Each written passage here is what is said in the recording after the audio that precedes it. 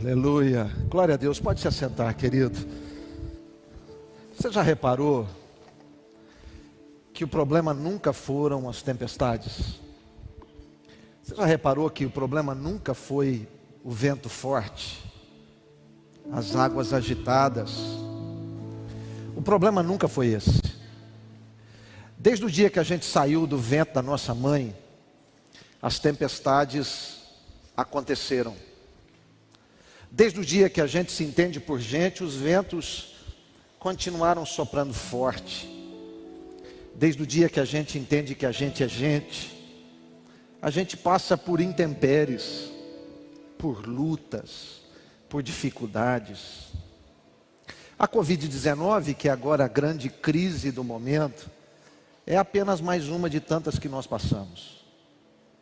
Ah, pastor, mas ela está matando pessoas, assim como a malária mata muitas pessoas, assim como a dengue mata muitas pessoas, assim como a indiferença, a fome, a angústia, a depressão, leva pessoas à morte, ao suicídio. Há tantas pessoas nesse momento agora, que talvez não estejam como nós, com uma máscara na cara, mas estão com o coração sangrando. O problema nunca foram as tempestades. Eu sei que às vezes a gente se apoia nessas coisas para dar respostas a nós mesmos, até desculpas a nós mesmos por termos nos tornado aquilo que nos tornamos. Havia um grande pensador da época, chamado Freud, psicólogo, e ele dizia que o homem, ele é fruto do meio em que ele vive. Isso não é verdade.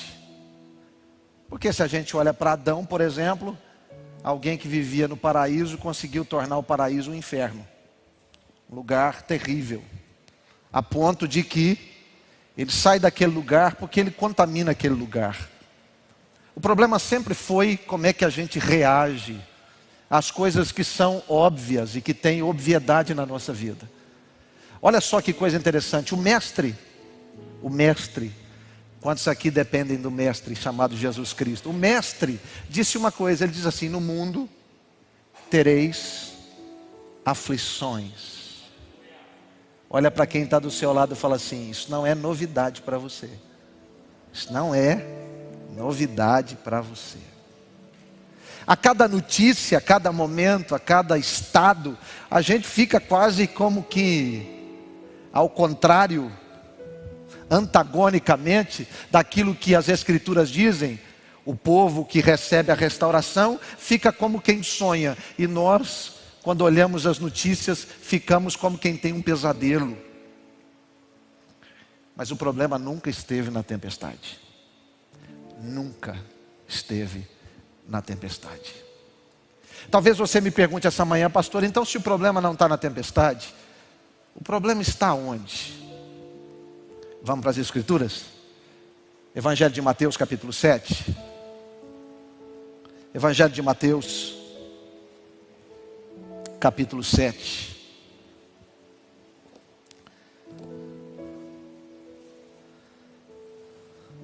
Quero ler com você a partir do verso 24. Texto conhecido. Mateus capítulo 7, você que está em casa também, procure uma Bíblia aí. Abra com a gente, com a sua família. Seja bem-vindo a essa celebração aqui da INIC. Capítulo 24. Ou melhor, perdão, capítulo 7, verso 24 em diante.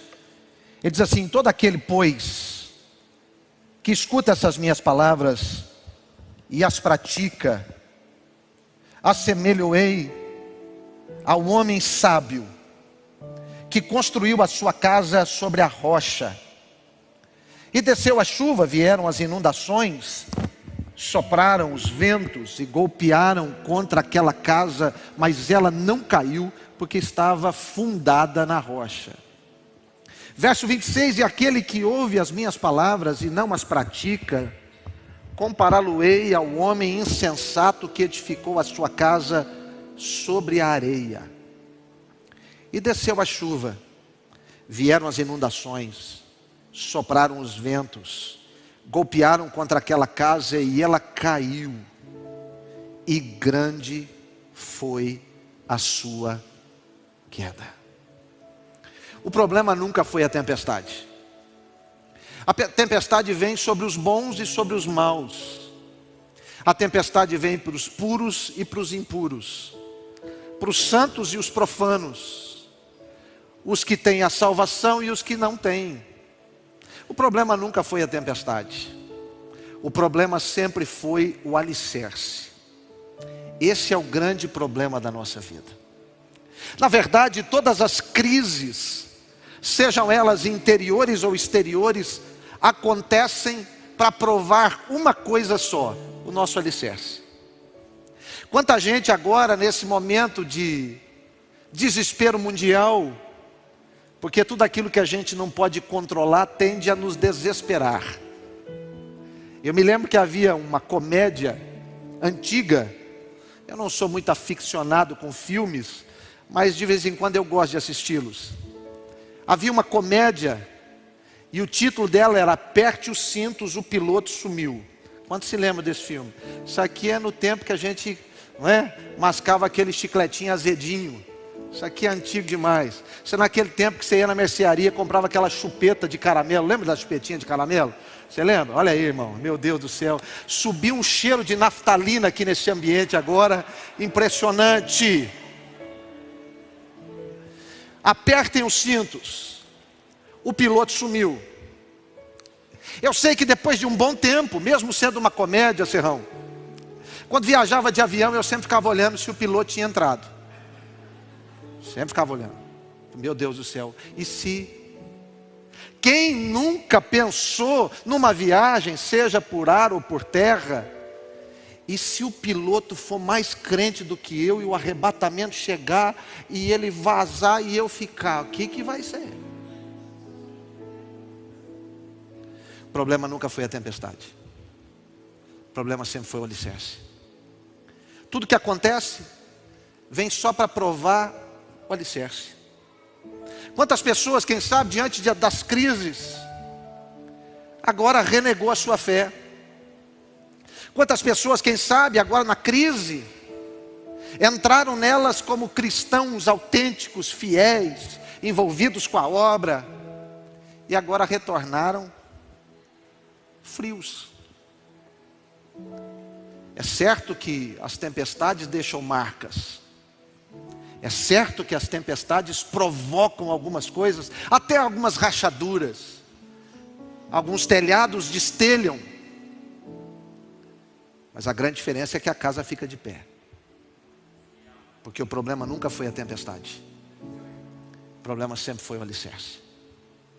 O capítulo 7 de Mateus, uma proposta interessante de Jesus, pastores. Jesus começa a trabalhar com dualidades. Sabe o que é dualidades? Dualidades são as coisas que são contraponto. Por exemplo, vida e morte, céu e inferno. Isso são dualidades. E ele começa essa dualidade dizendo de duas portas. Pastor Darlan, uma porta estreita, que leva ao caminho da salvação, e uma porta larga, que leva à perdição. Ele começa a usar a mesma dualidade para falar de duas árvores. Uma árvore boa que produz bom fruto, uma árvore má que produz maus frutos. As respostas que nós damos todos os dias não são em decorrência das tempestades que nós vivemos, mas sim do interior que nós temos. Tem gente que no meio do caos ora. Tem gente que no meio do caos perde força. Por quê? Porque talvez tudo que você tenha construído seja baseado na sua capacidade de resistir. Agora tem gente que de repente decidiu construir tudo baseado na capacidade que vem do alto. Fortalecei-vos no Senhor e na força do seu poder. Nunca teve a ver com a tempestade. Sempre teve a ver com o alicerce. É interessante perceber que Jesus sempre trabalhou essa questão. Jesus sempre foi para o interior. Jesus nunca trabalhou de forma efetiva, ministrativa, aconselhatória, nunca pensando no lado de fora, porque o lado de fora é inevitável. É inevitável. A primeira coisa que acontece no Éden, para que as coisas criem vida, é uma tempestade. Tem que chover. O Senhor faz chover. Faz chover sobre a terra. Por quê? Porque a água, a tempestade, ela pode gerar duas coisas. Ela pode tanto destruir o que está plantado, quanto ela pode servir de força para que aquilo que esteja plantado brote. A minha pergunta aqui, antes de entrar em alguns princípios, é: essa tempestade tem matado o que você plantou? Ou tem feito brotar o que você plantou? O que é isso? Talvez aqui o saldo seja: pastor, eu vou falar uma coisa, nessa pandemia eu nunca orei tanto, eu nunca li tanto a Bíblia, eu nunca jejuei tanto, eu nunca me apliquei tanto às verdades de Deus e dos princípios do Senhor como agora. Que bênção. Ou talvez você diga assim: pastor, essa pandemia quase acabou comigo. Chegou um momento que eu até perdi a minha fé e achei que o Senhor não estava no controle de tudo. Porque toda tempestade revela o alicerce. Pois bem, o texto aqui vai dizer que as pessoas que constroem os seus alicerces, elas precisam ter uma característica peculiar e particular. Quem constrói, constrói baseado nas suas convicções. Quem constrói, constrói baseado nas suas decisões, nos seus posicionamentos, nas coisas que ele pensa valer a pena investir os seus recursos. O texto vai dizer que o que determina a construção, o efeito, o resultado de tudo isso, é um princípio que é gerado dentro de nós. Ele diz: houve um homem sábio, quem sabe na sua versão, prudente, que decidiu construir a sua casa sobre a rocha. Mas ele também diz que houve um homem insensato ou imprudente, que decidiu construir a sua casa sobre a areia. Olhe para o seu irmão e diga assim: só tem dois jeitos. Fale para ele: só tem dois jeitos. Ou é na rocha, ou é na areia. Hã? Não tem outro material. Paulinho, ou é na rocha, ou é na areia. Não tem jeito. O que vai mudar e determinar a escolha é o que é gerado dentro de você. Minha pergunta aqui em todo esse tempo, e aproveite, querido, porque hoje reabrimos as portas, e se você me perguntar até quando, eu não sei. Não sei até quando. Pode ser até amanhã. Eu não sei até quando. Achei interessante essa semana, vi, por um acaso, uma reportagem televisiva daquela emissora que a gente não devia assistir, mas assiste de vez em quando, que é trem, devia chamar Lata do Lixo TV Clube. Dizia o seguinte: olhe,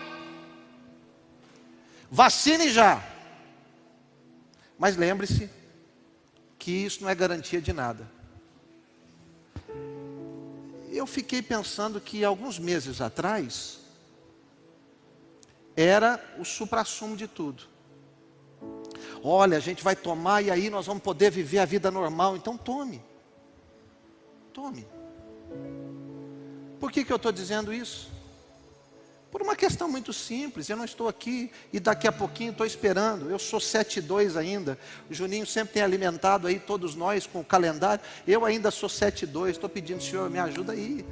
Me ajuda aí, eu sou 7:2 ainda. Está escrito em 5:7, é isso? Ontem foi 5:7, 5:6, 5:7. Amanhã? É amanhã? Pronto, amanhã. E eu ainda sou 7:2. Sangue de Jesus tem poder. É ou não é?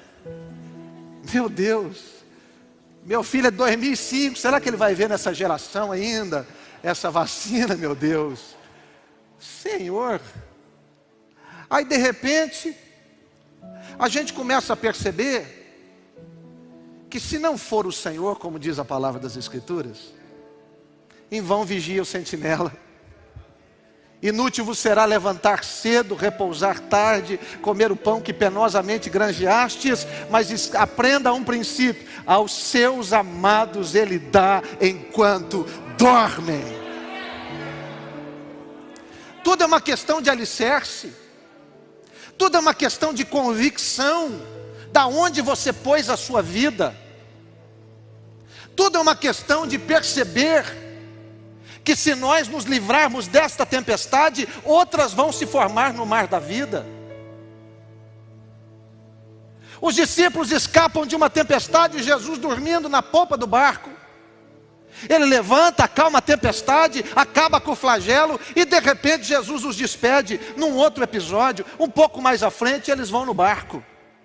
Tarde da noite, o vento também se arma. E de repente aparece um vulto andando sobre as águas. O mau alicerce faz a gente olhar para a salvação e pensar que é um fantasma. Às vezes Jesus está chegando perto da gente para dizer: ei, psst, eu estou aqui, eu não fui embora. Não tem distanciamento social entre nós. Eu continuo em você, colado com você, junto com você, segurando a sua mão com força. Eu continuo com você. E a gente olha para eles assim: solta que é um fantasma. Não é possível, é momento de desgraça. Eu não consigo perceber a graça no meio da desgraça. Ei, que alicerce é esse? Aquele que tinha sabedoria, aquele que teve prudência, aquele que arrumou o seu interior, aquele que confiou que existe alguém maior do que eu e do que você, do que o mundo, do que a humanidade, do que o vírus.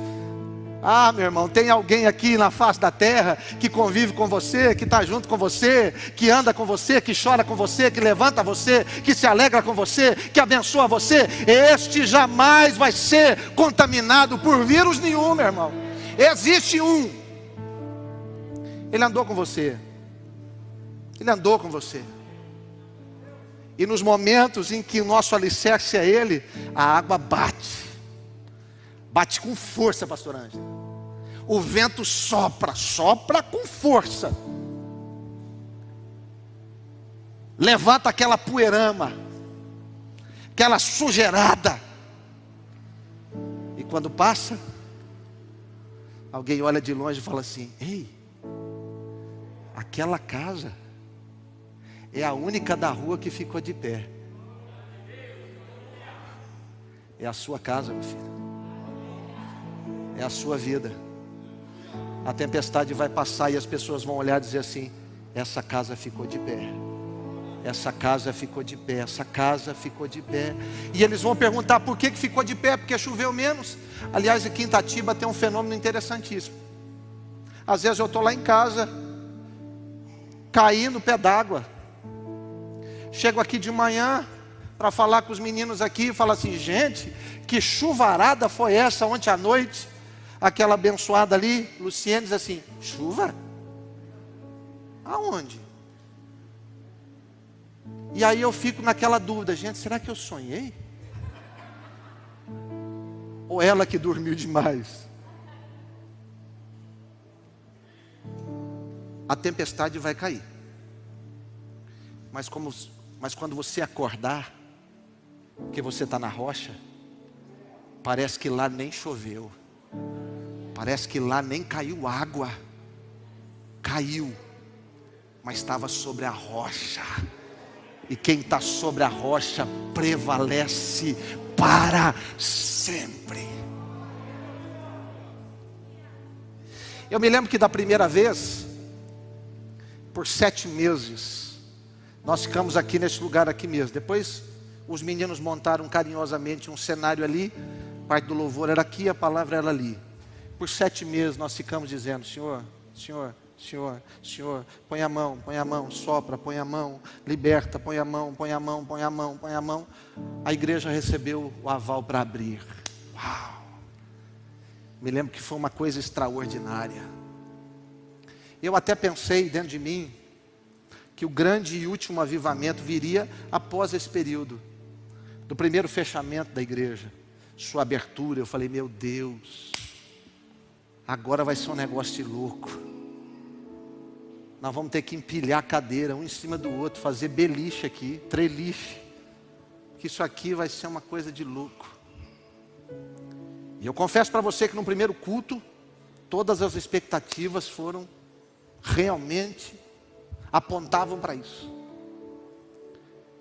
Mas aí vem a chamada segunda onda, que os cientistas dizem que não existe.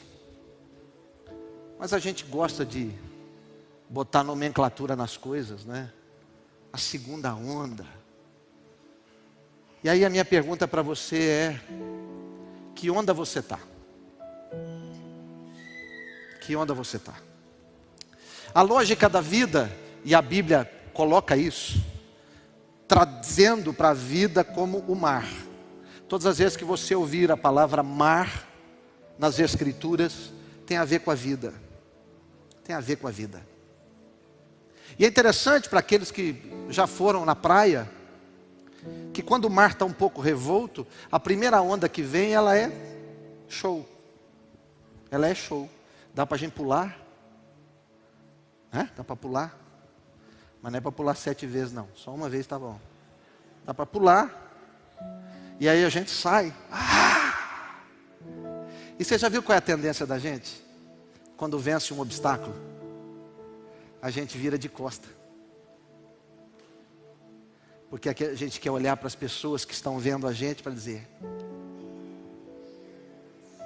I'm invincible. Parece, eu quero chamar isso aqui de a síndrome do Gabigol. Mas aí a gente esquece que a segunda onda, ela é mais terrível do que a primeira, não é? E de repente, quando vem, não dá tempo. Alguém diz assim: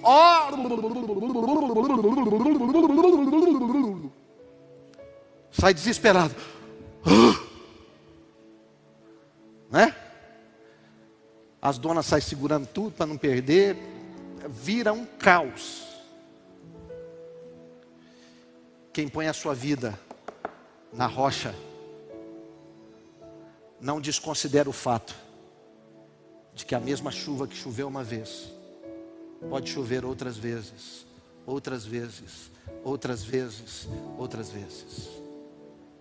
Hoje nós temos um lugar para recompor o que está quebrado, para reconstruir o que está em ruína. Mas talvez amanhã a gente não tenha. Talvez de fato amanhã a ordem seja: feche tudo, lacre tudo, acabe com tudo. Serrão vive num país onde a ordem do Partido Comunista é: nós vamos fechar as igrejas. Nós vamos fechar as igrejas. Já começa a decorar as escrituras, irmão. Começa a decorar. Porque é assim que funciona. Agora a grande beleza é que se Deus tiver um propósito na sua vida, e isso é rocha, você pode ir até para a boca do inferno, mas o inferno não vai destruir você em nome de Jesus. Tem que ter propósito. Quem construiu a casa sobre a rocha sabe que outras coisas mais vão vir, mas a casa vai ficar de pé. A casa vai ficar de pé. Eu queria te chamar nessa manhã para que a gente repensasse os alicerces que compõem a nossa vida. Eu fico vendo pessoas às vezes que estão se fiando nas ferramentas.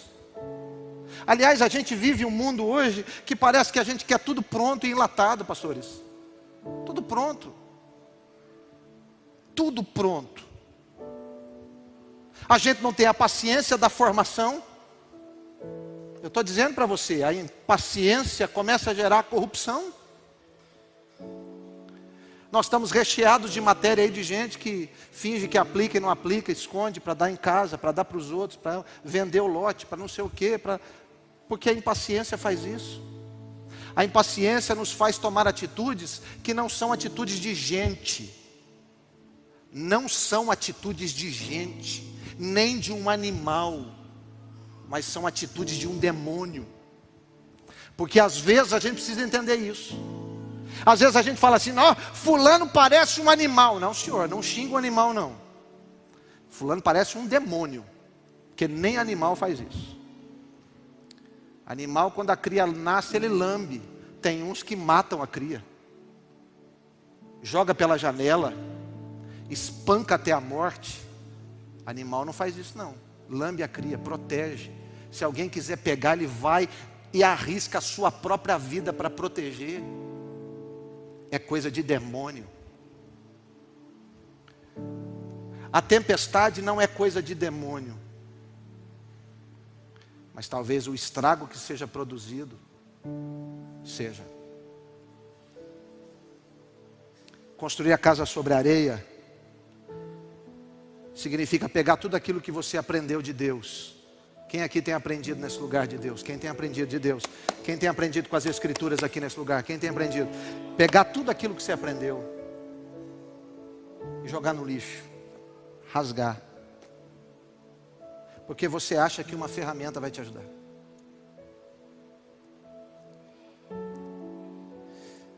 Quero fazer uma pergunta aqui para você. Quem está comigo aqui, diga amém. Amém. Quem está ouvindo a voz do Senhor, diga amém aqui. Quem aqui, por um acaso, já pegou uma faca sem ponta para apertar um parafuso e tiver coragem de levantar a mão, levanta. Isso é a ferramenta. A ferramenta é algo específico. E tem gente que se faz valer da ferramenta, da informação, e acha que aquilo vai ser aplicado em todas as áreas da vida. Não é assim que funciona. Não é assim que funciona. Por isso que a Bíblia não é uma ferramenta, a Bíblia é a palavra. Tem uma diferença. A Bíblia é a palavra. Sabe o que é a palavra? A palavra é o que faz corpo em você. A palavra é o que muda o caráter. Não é o que resolve problema só, mas é o que resolve a nossa vida, o nosso ser. Sexta-feira eu dei essa palavra aqui dizendo, aqui não é lugar de fazer pergunta, aqui é lugar de obter respostas. Tem gente que vem falar que chega aqui para perguntar por quê? Por quê? Por quê? Por quê? Por quê? Por que comigo? Por que tem que ser comigo? Ah, por que foi? Ah, por que os bons sofrem? Ah, por que o justo sofre? Ah, por que o crente sofre? Só porque não é diferente de ninguém, meu irmão. Porque sol nasce para justo e injusto, e a gente é provado nesses momentos. O que faz de Deus um Deus justo é dar oportunidade a todos e dar respostas sólidas no meio das tempestades. Por isso que tem muito ímpio agora, que está passando por esse processo e parece que ele está com seu coração descansado, porque sobre usar um alicerce que durasse, é rocha. Rochas são princípios. Rochas são escolhas bem feitas na vida.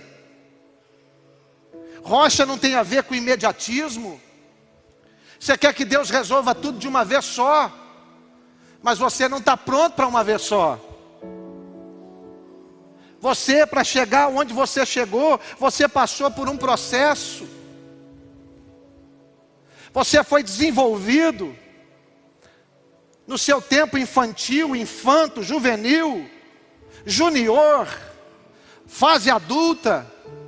Você foi passando por processos, você foi sendo construído, alguns pela má estrutura das suas casas, pelas escolhas erradas, receberam em si tantos açoites, tantas afrontas, mas aí Cristo chegou, e aquilo que faltou a você no passado, Ele fez hoje. Não tem desculpa. Ah, eu sou assim porque meu pai era assim. Quem é o seu pai? Quem é o seu pai? Ah, eu sou assim porque eu sempre fui ensinado assim. Quem te ensina hoje? Se o seu pai na terra não deu conta, o vosso pai celestial dá conta de tudo, meu irmão. Quem é seu pai? Quem é seu pai? Para de se esconder, tomando atitudes e jogando para o passado. A Bíblia diz que ele pegou o seu passado e jogou no mar do esquecimento, para nunca mais se lembrar dele. Agora é hora de botar a casa na rocha.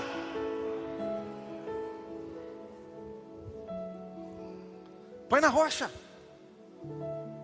Ah não, pastor, mas sabe o que é? São os efeitos. Que bom que são os efeitos, mas não é mais a causa. E se a causa mudou, eu estou aqui liberando essa palavra e profetizando sobre você. Se a causa mudou, se a causa antes era a ignorância, o desconhecimento, a ruptura de Deus, e agora a causa mudou, agora você é de Cristo. Tem gente de Cristo aqui, tem gente de Cristo aqui. Agora você é de Cristo. Então pode ter certeza que daqui para frente os efeitos também vão mudar. Ah, os efeitos lá do passado. Eu não consegui abraçar as pessoas porque eu nunca ganhei um abraço do meu pai. Ah, eu não consigo confiar nas pessoas porque eu nunca confiei na minha mãe. Ah, eu não consigo acreditar nas pessoas porque eu sempre fui ferido, eu fui abusado, eu fui... Tem uma boa notícia para você. A causa mudou. Agora o seu pai te amou com amor incondicional. Te abraçou quando ninguém quis te abraçar, te limpou quando ninguém quis te limpar, te aceitou quando ninguém quis te aceitar. E agora as causas vão mudar. Você que antes não abraçava, que não tinha amor, que não tinha experiência, que não tinha razão, agora passa a amar, porque a causa mudou. Os efeitos vão mudar. Sua vida não está mais na areia, sua vida está na rocha. Será que você pode levantar sua voz e declarar glória a Deus aí, meu irmão? Agora mudou. O problema nunca foi a tempestade. Diga comigo, o problema nunca foi a tempestade. Diga, o problema sempre foi o alicerce. Uau. Uau. Pois bem, Jesus vai, nas suas maneiras tão proféticas de falar, e ele vai dizer o seguinte, que aquilo que é construído dentro de você, deriva do que você ouve. Vou repetir, aquilo que é construído dentro de você, deriva do que você ouve. Talvez a pergunta aqui também seja boa no momento para dizer o seguinte, o que você tem ouvido?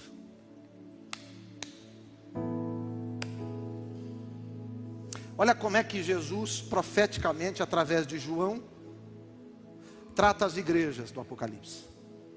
Quem tem ouvidos para ouvir, ouça.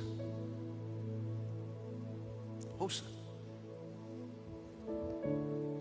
Primeira coisa. Está ouvindo aí? Está ouvindo aí? Primeira coisa. Jesus usou uma sentença sobre nós dizendo que quem crer nele, ainda que morra, viverá.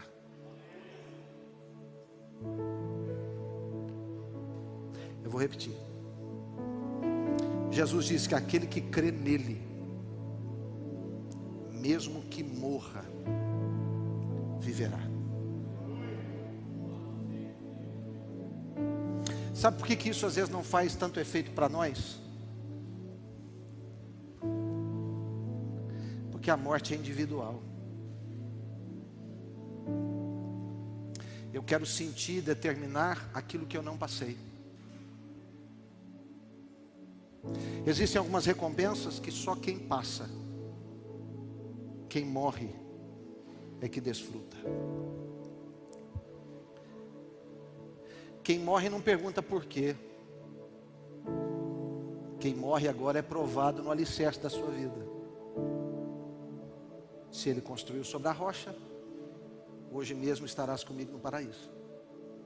Se for sobre a areia. E às vezes a gente fica querendo aquilatar isso. Mas por quê? Por quê? Porque Deus é soberano. Diga comigo, Deus é soberano. Você conhece gente que passou por um percalço? 3, 4 meses, Fernanda que trabalha no hospital, dentro de uma UTI, destruído. Você fala assim, não vai sair daqui. Não é assim, filho? Já viu bastante disso, né? Não vai sair daqui. E de repente,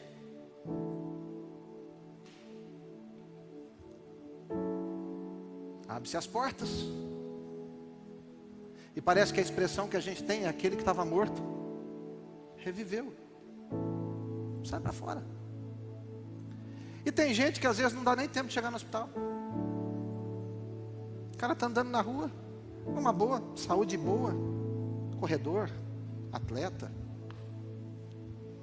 Serrão, eu me lembro uma vez, São Paulino como somos, assistindo um jogo, São Paulo e São Caetano. São Caetano era uma máquina. Ademar, Serginho, Silvio Luiz, goleiro. Uma máquina.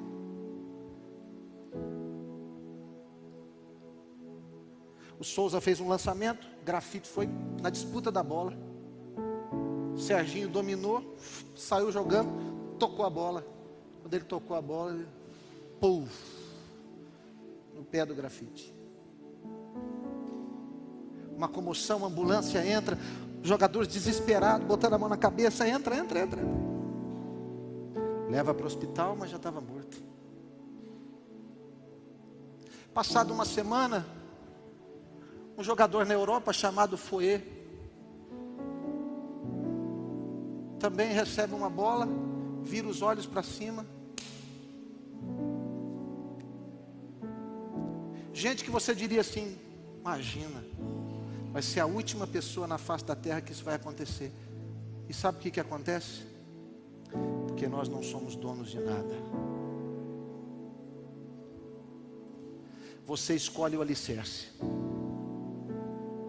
E quando você escolhe o alicerce, Deus decide se vai morar na casa ou não. Uau, isso aqui é forte. Isso é forte. Eu vou ter que repetir isso de novo. Quando você escolhe o alicerce, Deus decide se mora na casa ou não. Isso é forte demais. Está comigo? Tem gente que levanta a sua casa e quer que Deus more.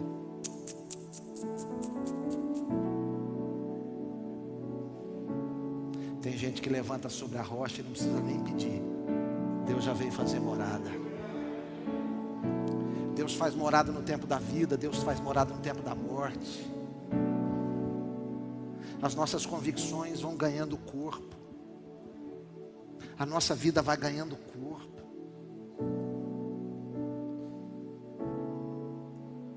Eu quero dizer uma coisa para você. E eu estou afirmando isso aqui. Você que está em casa, principalmente me ouça. Deus não enviou o Covid-19. Eu vou dizer mais uma vez. Deus não enviou o Covid-19. Não enviou. Tá bom? Beleza? Diz amém aí. Não enviou o Covid-19. Para com essa bobagem. Não, mas ele veio para julgar o mundo. Deixa de ser bobo. Deus não fez isso. Não fez isso. Não fez isso. Como é que você entende a expressão quando Noé sai da arca, pastor Darlan? Deus bota um sinal, o arco de Deus, que nós chamamos de íris, porque os egípcios pegaram aquilo e fizeram uma oferenda a Deus a íris. Mas o arco de Deus, o arco da aliança. E olha a expressão que Deus diz: nunca mais. Nunca mais. Nunca mais. A terra vai ser destruída desse jeito. Que jeito, pastor Ângelo? Jeito de água? Não, porque os tsunamis estão aí. Nós vivemos um aí, na Indonésia. Os Estados Unidos todos os anos é estraçalhado pelos furacões.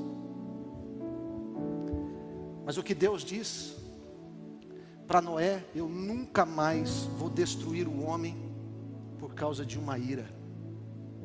Uau! E olhar para o Covid-19 e dizer assim: é porque Deus está irado com a humanidade. Deus amou o mundo de tal maneira que deu o seu Filho, para que todo aquele que nele crê não pereça, mas tenha a vida eterna. Covid-19 não é uma questão de Deus. Não é. E às vezes a gente fica imputando isso e colocando isso. Mas fato é de que Deus em todos os momentos recebe respostas das nossas atitudes. Sim ou não? Sim ou não? Sim ou não? Sim ou não? Aquilo que você faz em relação às situações da sua vida dizem muito a respeito de você.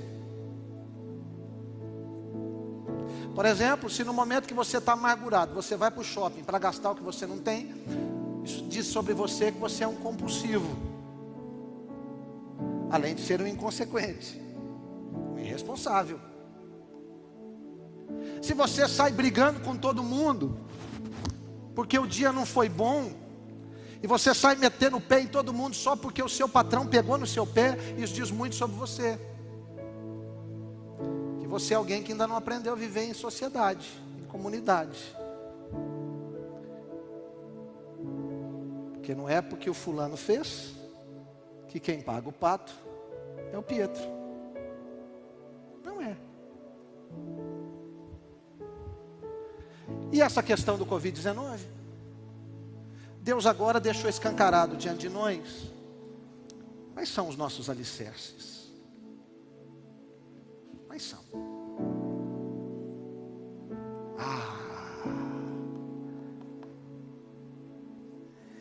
Eu às vezes, estou acabando, me pego vendo cristãos questionando a morte.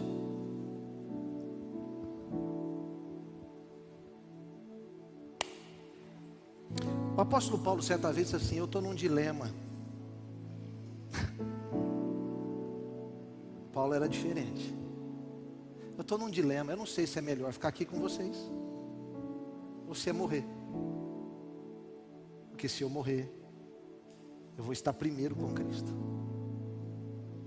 Se eu esperar, nós vamos estar juntos. Mas eu não sei.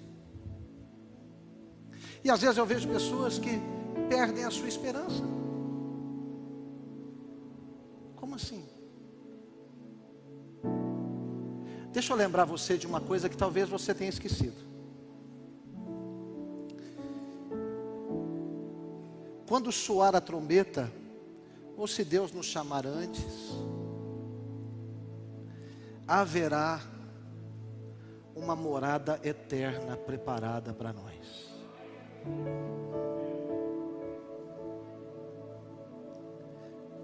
Um homem simples, essa semana, foi em casa arrumar uma questão hidráulica e conversando sobre as fatalidades da vida, as perdas da vida. E ele disse assim: pastor, as pessoas não entendem que quem nessa terra perde um braço, quando chega no céu tem os dois.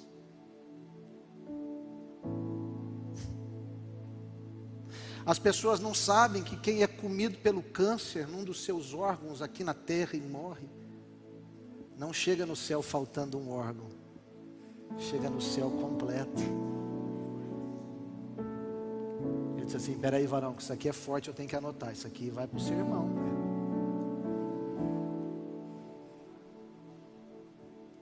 Tem gente que ainda está chorando com aquela imagem da desgraça. Mas existe uma outra imagem. Existe uma outra imagem. A imagem de que aquele que partiu, alicerçado na rocha, está de pé diante do Senhor.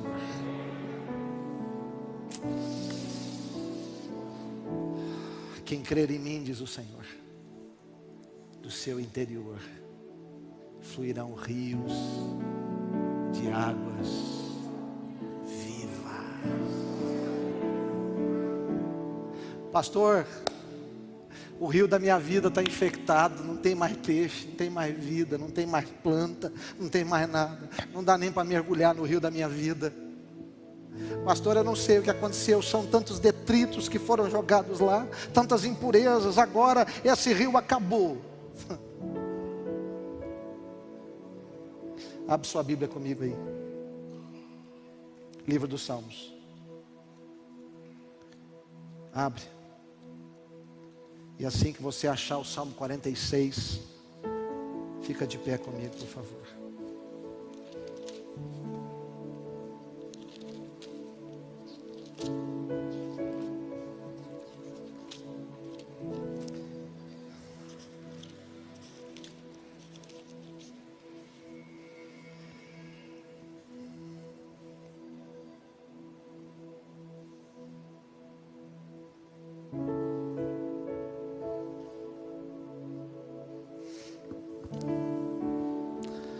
Salmo 46.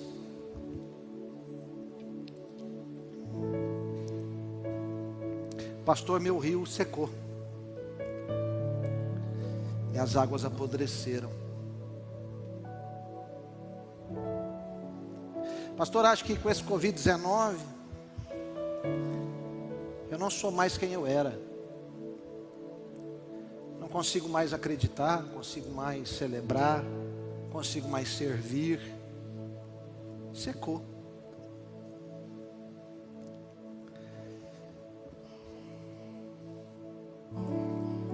Verso 4.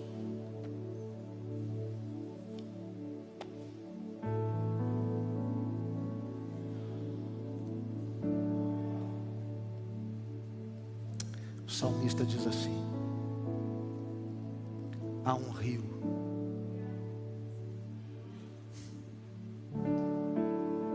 igreja, há um rio, há um rio, há um rio cujas correntes alegram a cidade de Deus, o santuário das moradas do Altíssimo. Deus está no meio dela, jamais será abalada.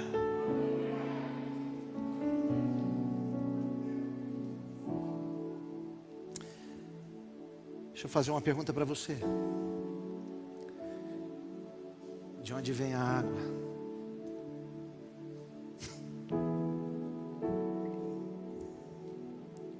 Eu gosto muito do Pantanal. Há meses no Pantanal em que a água fica baixa. Eles trocam, os nativos, a pesca nos canais, ou nos chamados curichos, pelos lugares chamados de entupimento. Que lugares são esses? Lugares aonde o camalhote cresce, se ajunta e fica aquelas algas.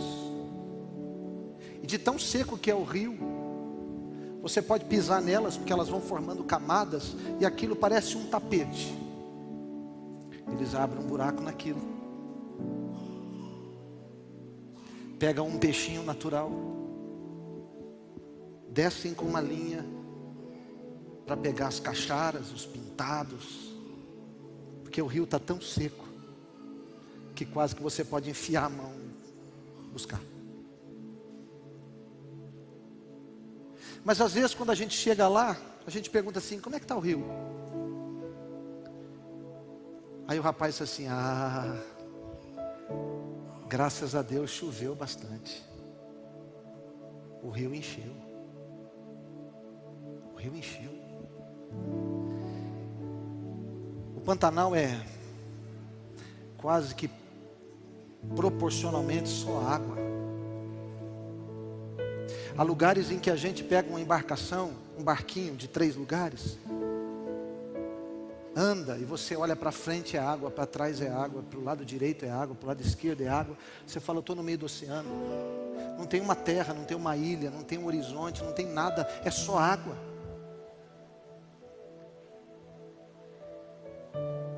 E eu me lembro que um dia dentro desse barco eu fiquei pensando assim: meu Deus, quanto de água tem que cair para encher esse negócio aqui, para subir o volume disso aqui. Meu Deus do céu. Eu fiquei aqui fazendo uma conta matemática, não sou muito bom disso, mas eu fiquei tentando fazer. Eu disse assim, gente, isso aí ia passar na televisão. Olha o Pantanal, caiu uma chuva estrondosa, um volume absurdo.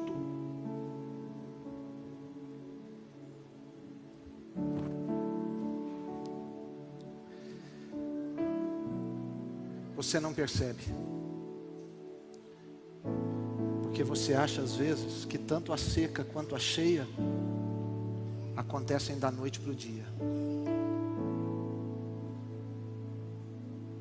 Para secar a nossa vida, Deus não permite, vou dizer isso, Deus não permite que isso aconteça da noite para o dia.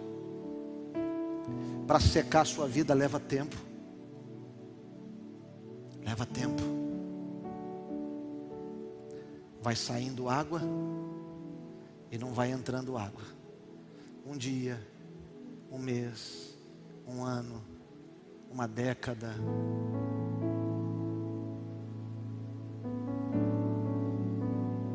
Da mesma forma que para encher, não é um dia só. Há um rio. O que esse rio faz? Ele vai desaguando em você. Hoje pela manhã, Deus tem desaguado um pouco das suas águas sobre nós. Amanhã Deus vai desaguar um pouco mais das suas águas sobre nós. Terça-feira, quarta-feira, quinta-feira, mês que vem, o ano que vem, o século que vem, o Senhor vai desaguando sobre nós. Aquilo que estava seco começa a ser cheio de água, aquilo que já estava raso começa a ser profundo, aquilo que estava morto, sujo, apodrecido, dá lugar para águas novas, águas limpas, águas de Deus, águas de recomeço, águas de restauração. Deus vai fazendo isso, meu irmão.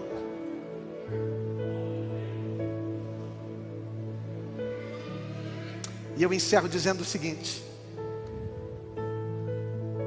para alguns, a tempestade é uma devastação.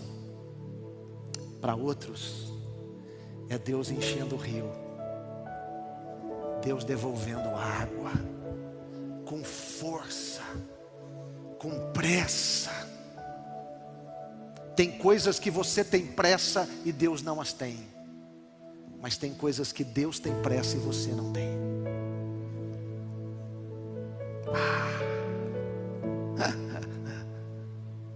Eu tenho pressa para ser vacinado. Deus tem pressa para construir uma mansão celestial para me receber lá. A mansão celestial que Deus preparou para mim está construída primeiro do que a vacina que eu vou tomar nesse braço aqui.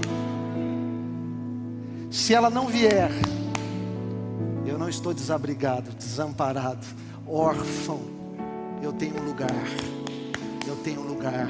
Há um rio cujas correntes alegram a cidade de Deus, o santuário das moradas do Altíssimo. Deus está no meio dela. Deus não saiu do meio de você. Deus não se ausentou de você. O rio continua passando, o rio continua desembocando, a chuva continua caindo. Deus vai te levar a águas profundas, mesmo em tempos de tempestade. Há um rio. Há um rio. Há um rio. Eu seco, você seca, mas o rio de Deus não seca nunca. Há um rio. O problema não é a tempestade. O problema é o alicerce. Feche os seus olhos.